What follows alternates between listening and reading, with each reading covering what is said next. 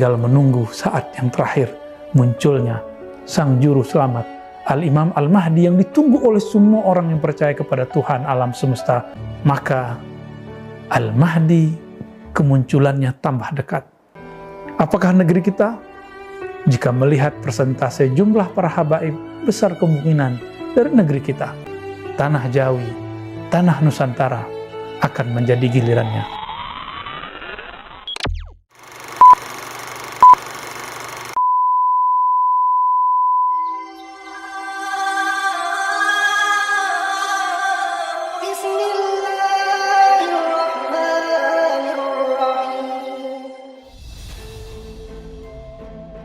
Bismillahirrahmanirrahim. Alhamdulillahirabbil alamin. Wassalatu wassalamu ala sayyidil awwalin wal akhirin. Sayyidina Muhammad wa ala alihi wa ashabihi wal mahdi ajma'in. Sahabat-sahabat yang dimuliakan Allah, banyak pemikiran pada zaman hari ini mengenai kajian akhir zaman. Bahkan banyak yang sudah tidak sabar, bahkan bersiap-siap. Ada yang bersiap dengan persiapan fisik, berkuda, memanah.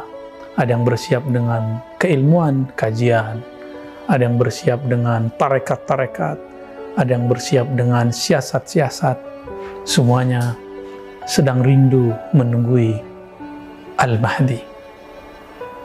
Karena ditunggu-tunggu, maka muncullah istilah, yang istilah ini dipakai oleh ulama Ahlussunnah dan Syiah, yaitu Al-Muntazar, Al-Mahdi yang ditunggu-tunggu. Maka istilah ini bukanlah istilah satu kelompok, tapi dipakai oleh semua kelompok. Dalam ajaran lain, ajaran selain agama Islam yang dibawa Nabi Muhammad, ajaran yang dibawa Nabi Musa, yang bagi kita juga disebut Islam, tapi syariat Nabi Musa, Nabi Isa, juga sama, mengajarkan tentang adanya Mesias, Juru Selamat. Di Jawa ada keyakinan Ratu Adil, Satria Piningit, dan selain sebagainya. Semuanya melulukan juru selamat. Dalam agama apa saja yang memang dulu mungkin bersumber dari Allah, pasti mengajarkan hal yang sama. Lalu di manakah Al-Mahdi? Dari manakah dia berasal? Bangsa apakah dia? Suku apakah ia? Untuk mengetahui masalah ini, tidak ada jalannya kecuali mengikuti Al-Quran dan Sunnah. Di dalam Al-Quran tidak disebutkan secara eksplisit, tetapi kita beruntung umat Islam mempunyai satu keilmuan, sumber keilmuan kedua, yaitu As-Sunnah. Yang paling apik membahas ini adalah dua imam, Imam Abu Daud dan Imam Al-Hakim. Imam Abu Daud menyebutkan sekitar 8 atau 9 hadis yang berkaitan dengan Imam Mahdi. Salah satunya menyebutkan suku asal-usulnya Al-Mahdi. Apa kata beliau dalam hadis Abu Daud yang kualitasnya hasan? Al-Mahdi min itrati, min waladi Fatimah. Al-Mahdi, imam yang di-guidance Allah itu, dia dari terahku. Itrati bahasa Arab menjadi bahasa kita itu terah. Terah artinya darah dagingku. Min waladi Fatimah, dari keturunan Fatimah. Itu sebabnya teman-teman, siapapun hari ini yang menjadi antek Dajjal, dia pasti akan membenci para habaib. Dia akan membenci para sayyid, para syarifah, orang-orang yang merupakan pemilik terah-terah kenabian. Kenapa kita iri? Itu kan nikmat Allah kepada mereka. Kenapa kita iri jika mereka terlahir sebagai syarif, sayyid, lalu kemudian meragukan keberadaan mereka? Padahal hadis Imam Muslim menyebutkan, aku tinggalkan kepada kamu dua sakalain, dua beban yang berat, kitab Allah dan yang kedua ahlu baitku. Hadis Imam Tirmizi juga menyebutkan, ya ahlu baiti itarati, taraktu fikum sakalain, aku tinggalkan kamu dua sakal, dua beban yang berat, dua wasiat yang berat, kitab Allah dan itrahku. Terah Nabi itu terbagi dua. Ada terah ruhani, inilah ulama pewaris para Nabi. Ada terah jasmani, inilah para habaib dan syarif. Maka kita menghormati ulama pewaris ilmunya Nabi. Begitu juga kita menghormati para syarif, para sayyid, para habaib. Karena dalam darahnya ada darah Nabi. Meskipun mereka manusia biasa, kita boleh mengkritisi sesuatu yang ada dari sisi manusiawi mereka, tapi jangan pernah mempertanyakan nasab mereka. Sahabat-sahabat yang dimuliakan Allah, pertanyaannya, jika betul Al-Mahdi dari keturunan Rasulullah, sekarang keturunan Rasulullah terbanyak di manakah? Inilah yang akan kabar gembira tapi sekaligus menakutkan bagi saya. Mungkin bagi teman-teman juga. Jika kita lihat hari ini dan tanya kepada para ahli nasab, tentunya nasab keturunan Rasulullah, karena ilmu ini fan khusus, ilmu ini berjilid-jilid kitabnya. Maka orang-orang yang tidak mengerti nasab Nabi, uskut, diam saja, karena ilmu ini ditulis berjilid-jilid. Saya pun tidak khatam membacanya, karena banyak sekali nama dan fam-fam yang sulit kita hafalkan. Kalau tidak mengerti, jangan berkalam. Imam Ghazali mengatakan, idza sakatal jahil, intahal khilaf. Jika orang jahil diam, tentu selesailah semua perbedaan. Namun, yang paling banyak komentar adalah orang jahil. Maka, min alamatil jahli kasratul inkar. Ciri-ciri orang jahil, banyak ingkarnya. Sahabat-sahabat makan Allah, para ahli nasab, ada dari kalangan ahli Rabithah, dari kalangan keturunan Sayyidina Al-Husain, ataupun dari kalangan Sayyidina Al-Hasan.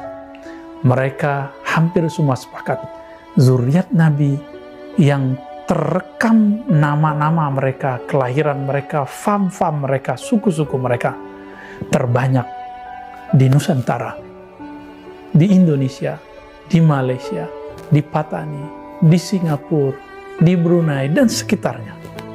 Meskipun banyak tersebar di India, di Gujarat, di Uzbek, bahkan ada beberapa di Cina, ada juga di Amerika Latin, ada di Mesir, sampai ke Maroko sana, ada.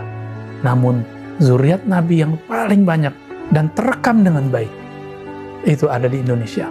Maka Rabithah Alawiyah Indonesia termasuk rujukan di dunia ahli nasab internasional. Dan saya belum bertemu orang atau komunitas atau institusi terbaik melebihi Rabithah Alawiyah.